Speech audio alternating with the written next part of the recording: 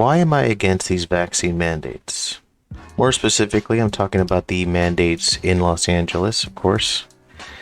I'm officially putting my foot down with this. Let me start off by saying that I have never given anybody advice on whether or not they should get the vaccine.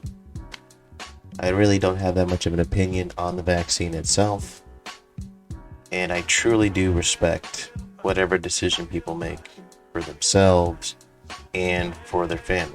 But I do have to ask, have you ever considered what effects this will have on the city and the people of the city?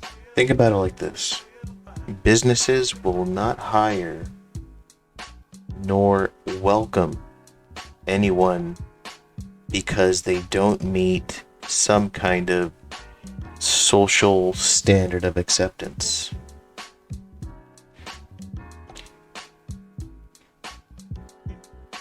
Think about that for a second. What do you think that will do to the city?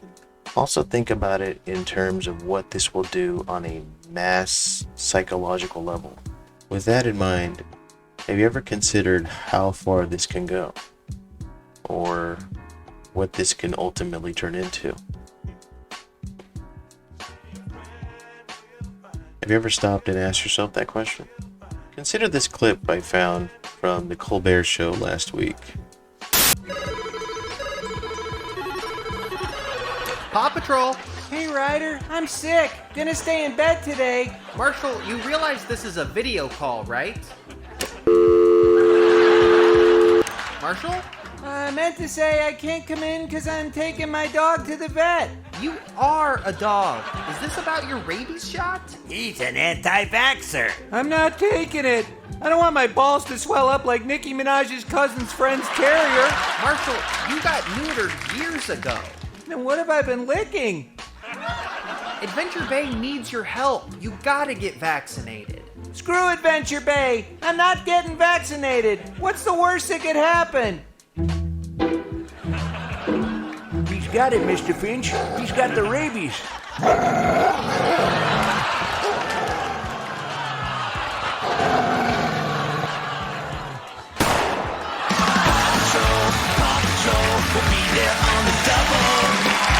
I'm sorry I had to put you through that, but think about what message this may send out. And this isn't me being like a joke police. Just think about that for a second. And think about what if this becomes the general trend. And if you think I'm reaching here, how exactly? Like, what stops you from letting it get that bad? While we're at it, why did you get the vaccine? Was it for good reasons? I hope it was for good reasons. I'm sure they were. But if the reasoning is out of mainly social pressure, then that's just flat out not a good reason. Especially when it comes to putting something into your body. How would you feel about it if it was reversed? And that businesses will not employ nor welcome people if they were vaccinated? Would you be for or against that? I would be against that myself, for the same fundamental reasons. And that reason is the principle of freedom of choice. It is the foundation of our country, of Western culture, and also maybe even basic human nature. And that's something that I cannot relinquish, and I hope no one else does or feels forced to. But if you think that the current situation justifies disregarding that principle, then can you imagine living in a scenario where it didn't? It seems like nowadays that advocating for freedom is becoming more and more a partisan issue when it isn't, nor should it be. I think there's more at stake when we risk losing the importance of freedom of choice. Because it's really what makes us individuals. And we should never disregard our own individuality. Because I won't. I won't disregard my own individuality. Because you shouldn't either. If we lose that, we lose a lot more than you think. We lose the thing that makes us us.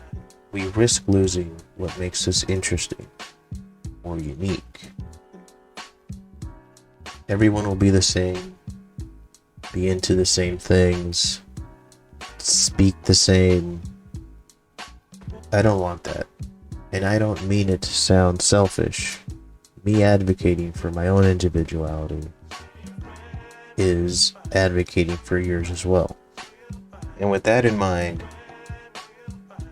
I'm officially putting my foot down.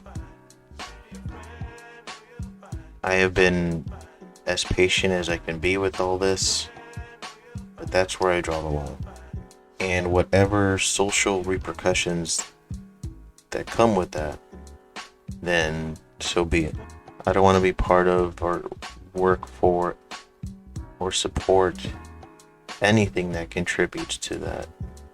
Contributes to this never-ending cycle. And yes, that means that a lot of businesses won't hire me nor let me set foot in their establishment, but I'll live. And I'll be able to sleep at night knowing that I am not contributing to something that is negatively affecting the people and the city. If I were to continue to go along with this, knowing the effect it's having on the people, on regular people,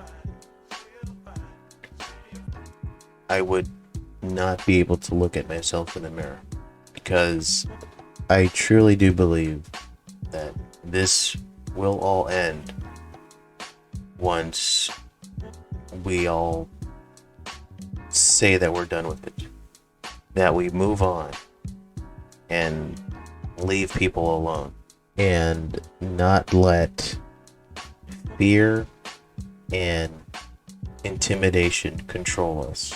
If we just move on with our lives, this will go away.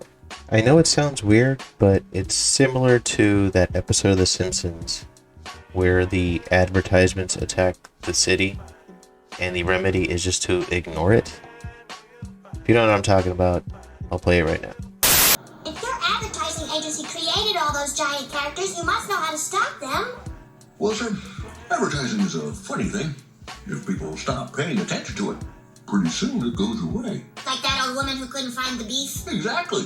If you stop paying attention to the monsters, they'll lose their power.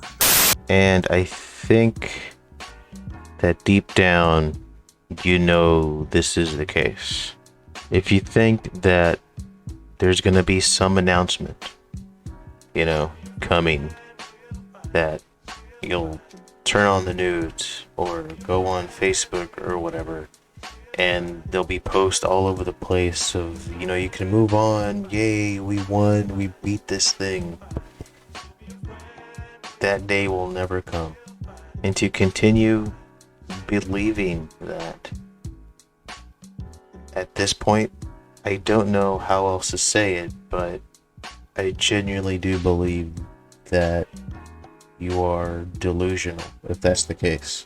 If tomorrow you're going to continue going along with this, thinking that that announcement is coming, or next week you're going to continue thinking that announcement is going to come, or a year from now, it's never going to come, and you know that. I have been trying to tell people that a vaccine mandate was going to come maybe a year or so ago, but they all denied what I was saying, and here we are. I am done with this.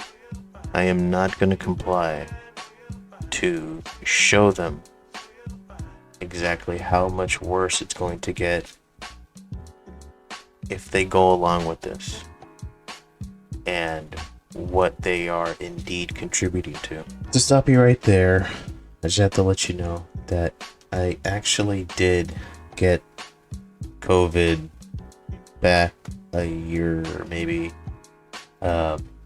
like in March, February, March, around there. And I was completely fine. I was only sick for about maybe 3 to 4 days tops, and I recovered fine. And in those days, it was just an annoyance. Like, I'm in the majority of people that recovered from this, so I'm fine. But also, you have to think about other people that are deciding to not do this, that are also risking their job. Not only just retail workers and stuff like that. I'm talking about, like, truckers, firefighters, policemen,